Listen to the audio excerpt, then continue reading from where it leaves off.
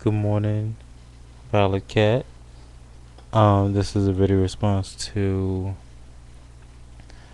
the last video you did on Zen Buddhism, Celtic Christianity, and I can't remember the last bit of the title.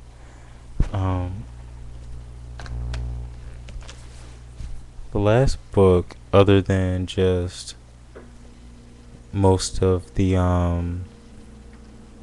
books that you've seen, or any of the rest of you guys seen, that I was reading in the along the ways of mythology or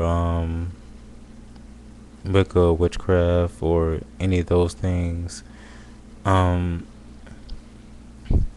because of the harsh feelings on here, I didn't put a whole lot of the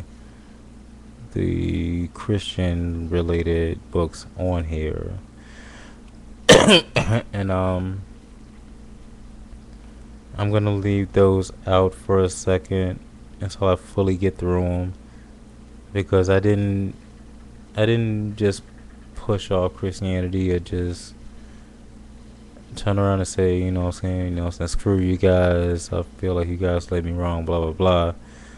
My feelings were a little bit more personal, because the church was more personal. The church was very personal. It was a couple of family stables, and their mind being one of them, that had been the stronghold of that church. And it's not necessarily that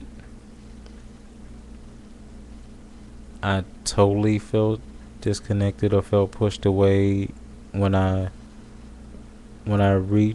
spiritually reached a point to where I started asking questions and started not feeling right about certain things and the way certain stories were told, and started questioning them, was when a lot of the small fallout began. It wasn't a really big thing. I mean,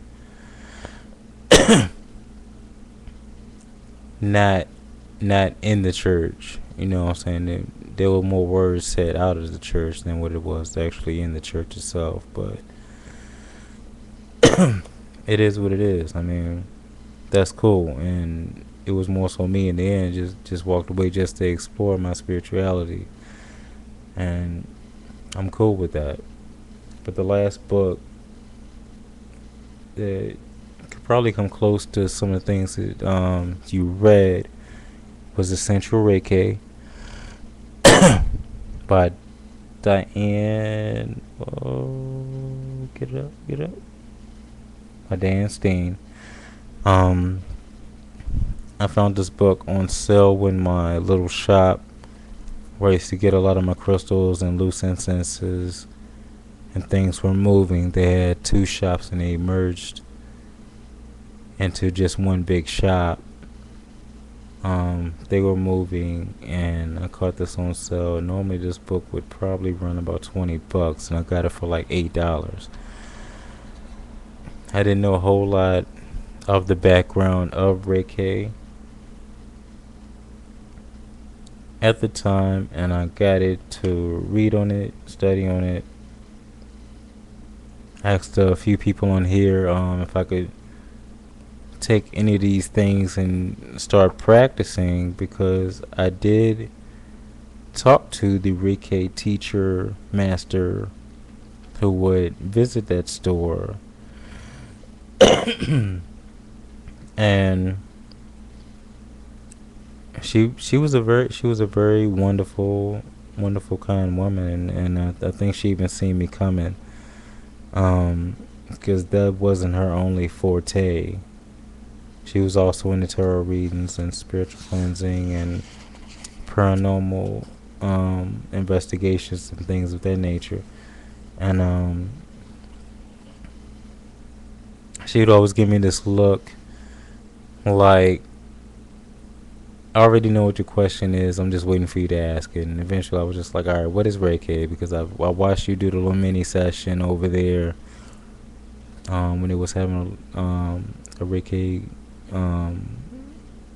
cleansing special, and I asked her about her classes and how much they were, And most of the people I found in on YouTube, and a few people in person, said you'll never get the full effect if you don't go to a Reiki master and have the actual attunements passed to you in the proper manner.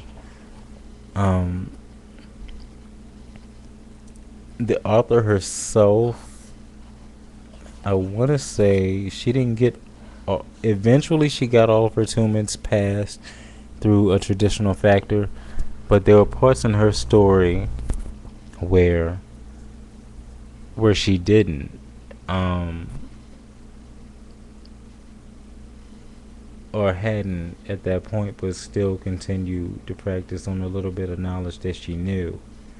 And eventually, she found a teacher. She ran to a couple, and one's price was too outrageous, and a few others didn't think she was worthy, and blah blah blah. And so she just asked the goddess to attune her with Reiki, and if it was necessary, to help her find a teacher that would properly attune her with it. And that's kind of what I did myself. And I'm not on the level yet, but that is something that I do want to incorporate into my practice. Um, you do. I do want to say you do really great with your videos. Um, I enjoy watching them and following them. You are one of the few people, and maybe it's a YouTube thing, maybe it's a YouTube veteran thing. I always felt like I came in at the end of a certain era of YouTube witches and Wiccans and spiritualists, where they had already been here for so many years or whatever, and they were kind of fading out to take a vacation or to permanently fade out. And then I was coming in, and me and a couple other youngsters, and I'm not that young. Me and you aren't that far apart in age at all. But I felt like it was us that was coming in, and they were kind of fading to the side or stepping aside for a second. And that's what originally inspired a lot of my original videos. Some of them were kind of rants, but just to show them that people of all ages are still inspired by their work and by their videos and by their craft. And their that was kind of a, well, that's another story for another video, but that was kind of what my position was to be, was to bridge the gaps between the generations of seekers and elders. And like I said, I'll have to sit down and do a video of that to itself. There's still one more elder that I have to meet and to find before I'll feel comfortable doing that. But that's cool. But I didn't want to get too far. I know I probably already got way off topic. But you know what I'm saying, keep doing what you're doing. I love your videos. I'm a fan.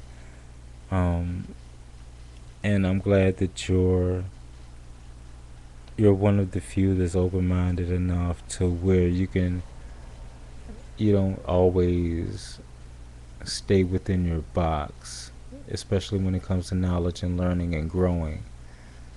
You don't always say, well, I stepped away from that, or I don't feel cool with that this moment, so I'm not going to go back to that ever again, or I won't even acknowledge that ever again.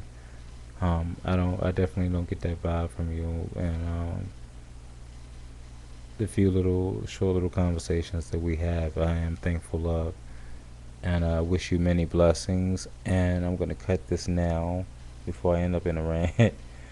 And you be blessed, and have a happy summer solstice if I don't talk to you before then.